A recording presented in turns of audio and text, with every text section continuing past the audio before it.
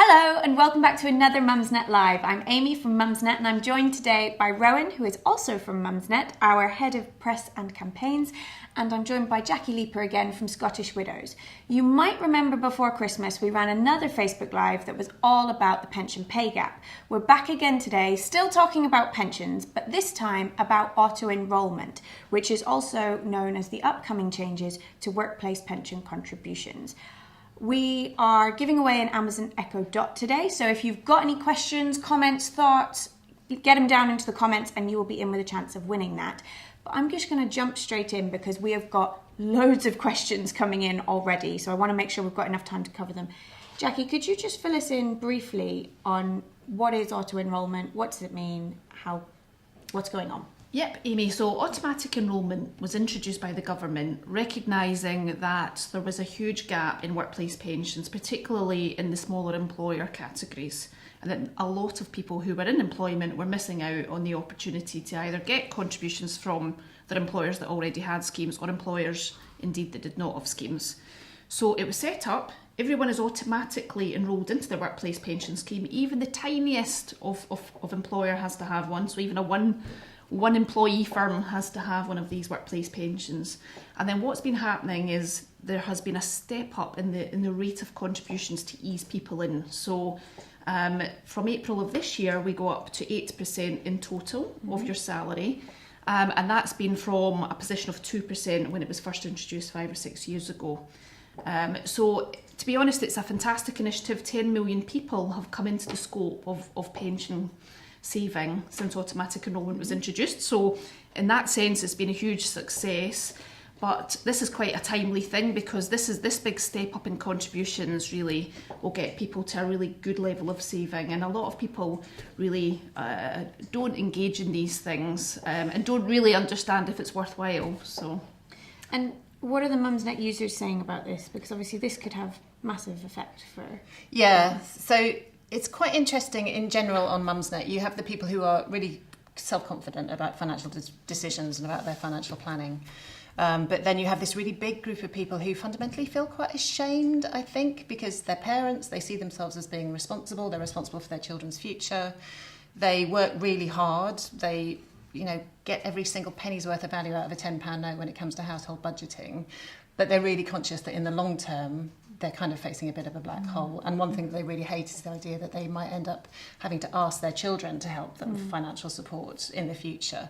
So I think in a funny, well, that's not funny, I think the overwhelming kind of emotion that comes through when Mumsnet users talk about pensions is almost kind of shame and embarrassment. They don't like that feeling that they're not in control of it, but the truth is a lot of the time they're not. That's a horrible feeling as well, that's going to be a huge amount of people that are affected by this in this way. So how is auto-enrolment going to change that? Because one of the big questions that we see come up a lot is, but I just don't have £10 to put into a pension pot. So now you're telling me it's automatic and it's not a choice. How am I going to pay for the food shopping? Absolutely. I think these are the sort of decisions that people are making in the, should I save for the long term, when in the here and now I might feel quite stretched. And there's a couple of things I would say. So everyone is automatically enrolled, but they can opt out. However, I would caution to think really carefully about that and think about what you're giving up. So when the contribution steps up to 8%, 4% of that comes from you as the employee. The rest of it comes from your employer and from the tax relief from the government. So effectively, you're getting double the investment for what you're putting in. And when you put that into context against all the things that you're balancing, there's not many more things that you're going to get free money really towards your long term. And who doesn't like free money? And who doesn't like free money? Exactly. And I always think the way to think about a pension is this is your replacement salary that you will have when you are either no longer able to work or actually want to start winding down your working life. So that money, the earlier you can save, and even that tiny amount that you can afford, is worth it because it builds up over the long term. The step up here that we're talking about is going from a 5% overall to 8%, and for most people that's a 1.6% increase. And on an average salary, that's about £35 a month. So it's not insignificant for some households, but you are getting almost double that invested. And for someone in their 20s, that would give you more than £50,000 by the time you're 65. that's the bit you've got to think about. That's a lot of money, isn't it? And Yes. feels something that you would want to have. So. And what happens when you go on maternity leave? We've got a question from Lauren already who says, do you have to stay enrolled when you're on maternity leave? Yes, if you stay enrolled when you're on maternity leave, you will at least get your employer contributions. So even if you're not contributing because you're on maternity leave, you'll still get your employer contributions. So it is definitely worth finding out what type of scheme your employer is running. And it's worth me saying, quite a number of employers are more generous than the minimum and have arrangements in place where they might match contributions to certain levels and will go beyond the minimum contributions that have been put in place through automatic enrolment. So finding out about that and finding out what the policy is when you're on maternity leave, what will be contributed, is really worthwhile. Because one of the biggest pitfalls we see, particularly amongst women, is when you go on maternity leave, and indeed when you return and perhaps you're thinking about going part-time, or you might be thinking about taking a career break, that's when women's pension savings tend to take the biggest sort of impact, if you like, and women's overall retirement savings are quite a lot less than men of the same age. Yeah, when we had the Facebook Live last time, we were talking Yeah. about Scottish Widows had done a bunch of research with YouGov and a separate survey as well with Mumsnet, and they had found that men on average have around £60,000 in savings, whilst women only have £33,000. I mean, that is a whopping difference. Yeah, it is. It's quite incredible, and it starts right from the beginning. So even when men and women go into work and are earning about the same, for some reason women are more cautious and tend to save less. Men, on the other hand, will look at what the matching contributions might be, take advantage of that, and are starting off. But of course they do have that continuous service. They're less likely to work part-time, less likely to have career breaks. And then of course over the longer period, pensions gap, pay gap are both quite connected. So if there's a difference in the gender pay, that will flow through into the retirement savings as well. So I'm all about pay as much as you can, as early as possible. Think about what sort of things you might want to do. If you wanted to take a career break and you know that you're planning to have a family, the more you can save in your 20s, because you get all that accumulated growth right through, can actually help mitigate any gaps that you take in your 30s. So for example, we've got a great statistic we use. A 2% extra contribution throughout your 20s can give you a 6-year career break in your 30s and get you to the same position. Wish I'd known that before I turned 30. You're a bit late for me, Jackie. Come on. Hopefully these other Mumsnet people will. What are our users sort of thinking and feeling about this at the moment? It's this really interesting point about the gender gap in pensions and savings, which obviously, as Jackie was saying, is partly caused by the gender pay gap and by the fact that it tends to be women who take on those unpaid caring roles. But there's also, I think, there's a distinction that's borne out in both in Scottish Widows research and in conversations on Mumsnet, which is that women, even if they are in a position to save something, tend to be more risk averse. And I think this goes across the piece with women and men. It's a vast generalisation. I'm sure there'll be people out there for whom it's not true. But quite often in households, it will be the woman who takes charge of the day-to-day management. So she'll be looking at the current account, at the fixed costs. She might well be the one who's looking to save money on the utility bill. But it will tend to be, and when you've got a sort of a double adult male-female couple in a household, it will tend to be the man who's thinking about long-term investments and is prepared to take a bit more risk, which of course can mean you get higher rewards. So there's this kind of behavioural difference. And also, I think in the Scottish Widows, I've talked about this before, women want to know that they've got about £2,000 somewhere. So if the boiler goes, or if the next MOT is going to be, ruinously expensive, they want to know that they can pay that bill. They don't want to have that money buried somewhere they can't access it. So women are saving, they, stereotypically, and big generalisations here, but they aren't adverse to saving. It's just that they think about saving in a much more sort of, I have a family now, and I need to make sure that the roof is over their head and there's food on the table, and that's kind of, it's not that that's as far as they see, but they just have very different list of priorities, perhaps. Absolutely. So that research that Rowan mentioned would show that women prioritise that sort of thing, ahead of their own personal financial situation. So that sort of emergency funding, things in the household. And in fact, one of the other really interesting things is, and when you test this out with various people, they oh my goodness, I did that. Because of the way maternity leave works, and you go on maternity leave, and for quite a long periods of that you might not be having any pay, just your statutory maternity pay. When you do go back to work, if you are going back to work and there's childcare costs, something like just under 90% of women 100% pay those childcare costs. And it's nothing more sort of sinister than there was no salary over that period. I've now got a salary and we've now got this new expense, so I'll pay it. And that is definitely one of the factors that means that women are less likely to put more into the pension because they're juggling all these other things. And childcare costs are significant. I mean, it's one of the main things in our research that's come up as a barrier around being able to save more, just the sheer cost of childcare. So many women I know, I'm sure the users will support this, that when you go back to work, your salary equals childcare costs. There isn't really anything left over. And it's a big reason sometimes why women don't go back to work. It's not that their career isn't important to them, it's that they look at those two costs and they think, I could just stay at home and raise my child, and there doesn't appear to be a financial advantage for me in going back to work. And as you say, that's kind of forgetting things like the pensions and the long-term saving. Absolutely. I mean, one of the things that we would recommend, and this is quite a tough thing, but one of the things we're trying to raise awareness of is making those decisions as a couple, as a family. So thinking about both people's pension savings, how those childcare costs might be funded together, so that there isn't that sort of unintended consequence, because it is unintended. It's only when you go back and check that we didn't even think about that when we were doing the sums about what we could afford, couldn't afford, whether we could afford part-time or whatever. So I'm just going to pause this for a second because we have so many questions and I want to make sure that we get as many of your questions answered as possible.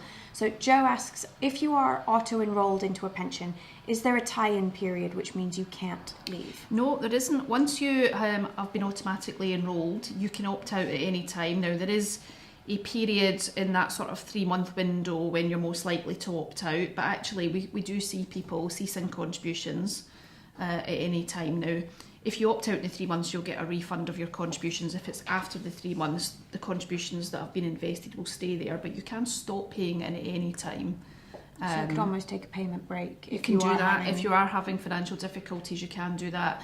And then one of the other things that happens, if you have opted out and you now think, perhaps I should revisit that, or I think I can now afford it, you can opt back in at any time, but also your employer is obliged every 3 years to opt everybody back in again. So there's a government piece that says people might have forgotten about all of this. So everyone that's opted out gets opted back in every 3 years. And every employer's got a different anniversary of when that is. So but every employer has to adhere to these rules. They have to do that. There's quite strict regulations for employers around this to really safeguard employees. Cool. Karen asks, when can you actually draw on the pension? What if you finish work before state pension age? So the government changed legislation back in 2015, and for the majority of workplace pension schemes, particularly all these ones that are automatically enrolled, you can start receiving benefits from age 55.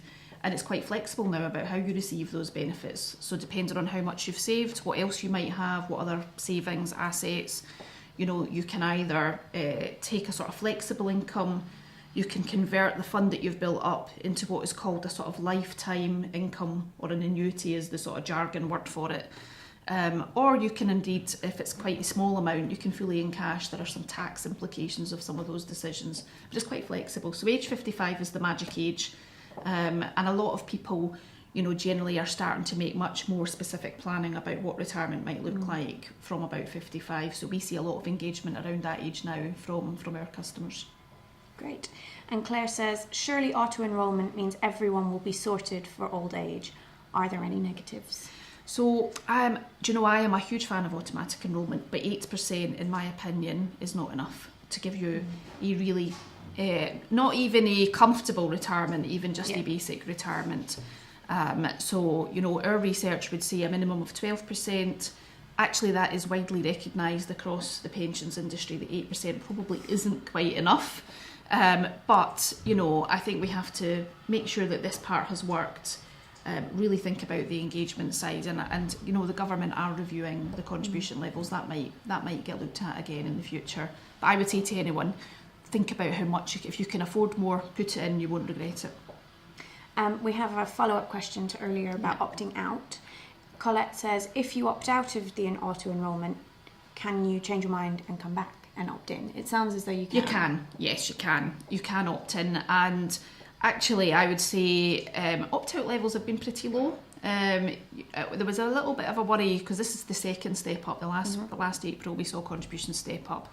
And I think everyone was a little bit concerned that might put some people off. Affordability could be an issue, but actually opt-out levels remains pretty static. So we see about between 6 to 10% of people opting out. It varies by sector, by age demographic, but that is a lot lower than we expected when it was first proposed and put in And place. are you seeing more women opt out than men? We are seeing more women opt out than men. So Come on, ladies! Exactly, which is alarming.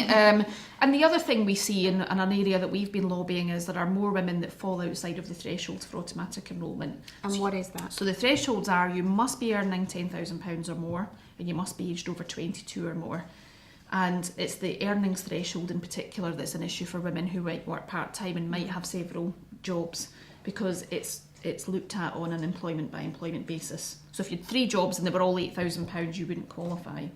So how can you get around that? Because, we see on the boards all the time, women do often have part-time jobs. So one thing that I think isn't that well understood is you can still opt in and your employer will contribute, but you have to opt in, you won't automatically It's just be not enrolled. automatic, yes. right?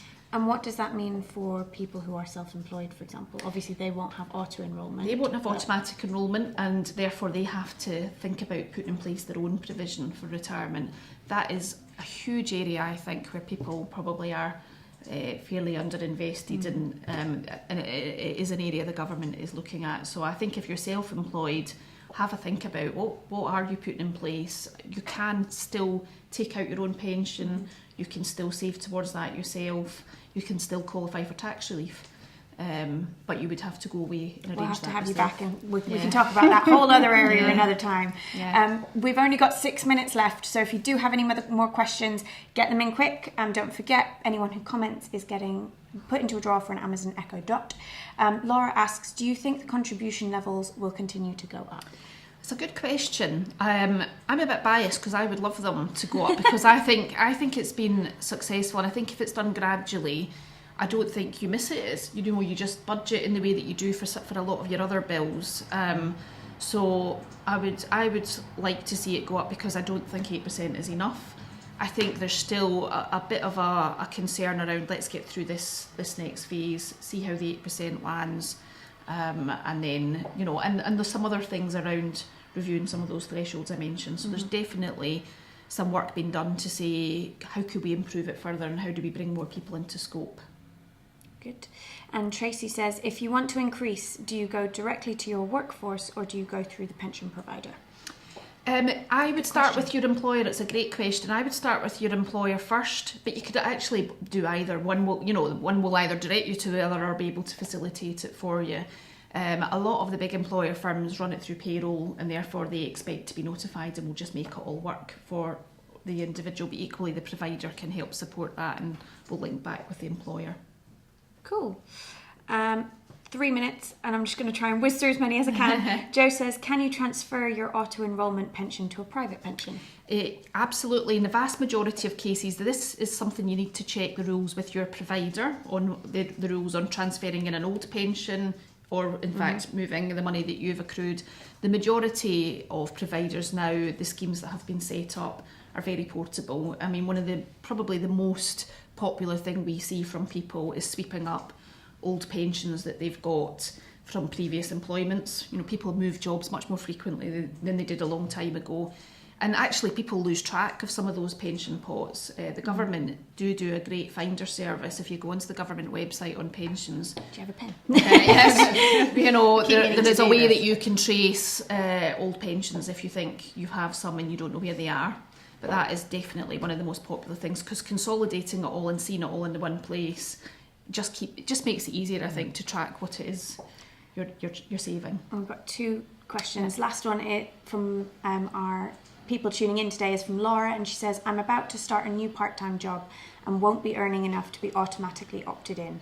Should I be opting in? Well, obviously I'm biased, Laura, but I would say yes, you should. You should definitely think about opting in, and because you will benefit from that employer contribution as well as you starting to make some savings on your own behalf. And I have a question to finish. Last time you were here, I remember you saying how even if you're not eligible for child benefits, you should still opt because that affects your pension. Yes. So I just wanted to bring that back because I remember us all being a bit gobsmacked in the room room last time. So absolutely. So there are some thresholds around child benefit that if the household is earning more than 50,000, it starts to taper, and beyond 60,000, you have to pay it back essentially. What I'm saying is, please register so that you qualify for child benefit, and then opt out of the actual payment. That gets you your national insurance credits towards your state pension, and if you're taking a career break and you're not working, you won't get those otherwise, and it will impact your state pension. And with that, we shall finish. Thank you very much to everyone who joined us today. I hope it's been helpful, and we will be drawing the names offline, so we will put them in the comments below who's won. But thank you so much for joining us today, Jackie. It's been really informative, and we will be back soon. Bye bye.